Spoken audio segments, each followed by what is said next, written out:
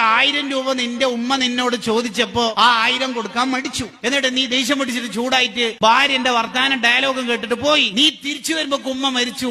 1,00,000 check കൊടുത്താൽ ഉമ്മാന്റെ കൈ ഇങ്ങനെ നിവർന്നിട്ടുണ്ടാവൂ. എന്താ അർത്ഥം എന്നറിയാ? തീർന്നു കാലം. ഇനി ഉമ്മാനെ കുറിച്ചിട്ടുള്ള പ്രസംഗം യൂട്യൂബിൽ കേട്ടിട്ട് കരയാന്നല്ലാതെ കാലം തീർന്നു പോയി മോനെ.